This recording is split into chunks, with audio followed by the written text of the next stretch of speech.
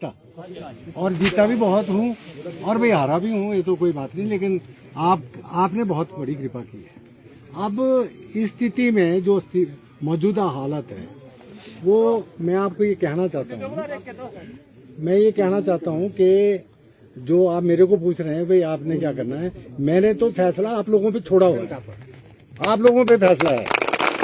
मैं तो मरता हुआ भी आपके साथ हूँ और जीता हुआ भी आपके साथ हूँ। और जो मैंने वायदा किया हो आपसे कि जब तक मैं जीऊँगा तब तक मैं आपको पीठ नहीं दिखाऊंगा, ये भी मेरा वायदा। अब इस मौजूदा जो मोड़ है इसमें मैं आपको ऐसे हर कहीं नहीं छोड़ सकता, ये भी मेरी ड्यूटी है।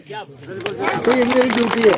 लेकिन एक मैं जरूर कहना चाहता हूँ कि अगर आप ये सोचें कि मैंने इलेक्शन लड़ना है, मेरी तरफ से बिल्कुल भी ऐसा नहीं है। हाँ, अगर आप कहेंगे तो जीत हार तो चली रहती है, जो जीतता है वो हारता भी है।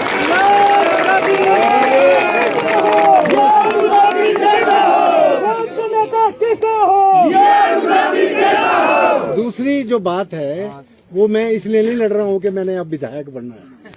सुन लो मेरी बात है, मैंने तो जो पद देख लिए आपके आशीर्वाद से वो शायद ही अब मौका मिले, ये भी मैं आपको कह सकता हूँ।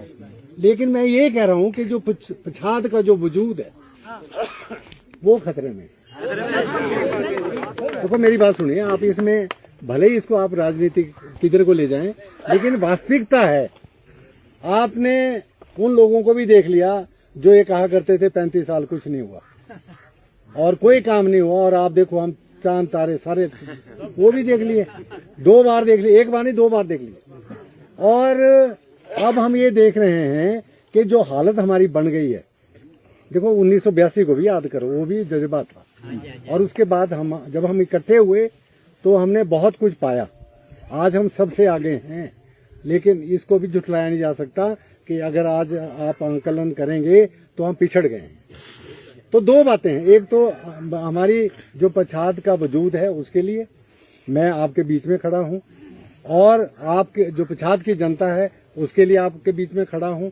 और तीसरी बात यह है कि आपका जो निर्णय होगा, जो आप कहेंगे, मुझे नहीं, मेरे को क्या है, आप मेरे को बताओ, मैं अगर एमएलए भी बन जाऊंगा ना तो मैं बिन बने भी मेरी वही बुकत है। मेरे को कोई शौक नहीं है, ना मेरी इच्छा है। आप ऐसा नहीं बोलना कि मैं आपके ऊपर कुछ थोड़ी ज्यादा बात कह रहा हूँ। सिर्फ मैं इसलिए आपके बीच में आया हूँ कि आप ये ना बोलें कि यार उसको टिकट नहीं मिला, वो तो घर में बैठ गया, हमारे को पूछा तक नहीं।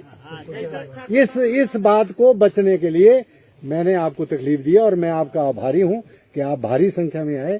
कितनी बार बुला दिया आपने, तो महाराज इतने एहसान कर दिए कि मेरा परिवार भी इस एहसान को नहीं चुका सकता।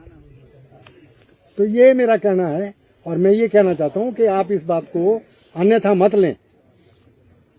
अब मेरा भी इतना बड़ा कैरियर है यार, वो भी तो चौपट हो रहा है ना, कोई ये नहीं है कि मैं, लेकिन मैं इसलिए कर रहा हूँ पछाड़ की जनता के लिए और पछाड़ के वजूद के। अगर आपको लगता है कि मैं तो हारने के बाद भी तुम्हारे को नीचे नहीं बैठने देता, अगर आप सच माने तो देखो वो आप ये इतनी ताकत, इतनी क्षमता मेरे में है। लेकिन अगर आप ये बोलें कि नहीं जी मुसाफिर जी पछाड़ का वजूद खतरे में आ गया, और एक बात जो मैंने कहनी है, शायद आप लोगों को भी इसका आभास होगा कि अब जो है ना पछाड़ जो है ना, ये मैं कह रहा हूँ कि पछाड़ अब जो है बाहरले हाथों में बिक चुका है।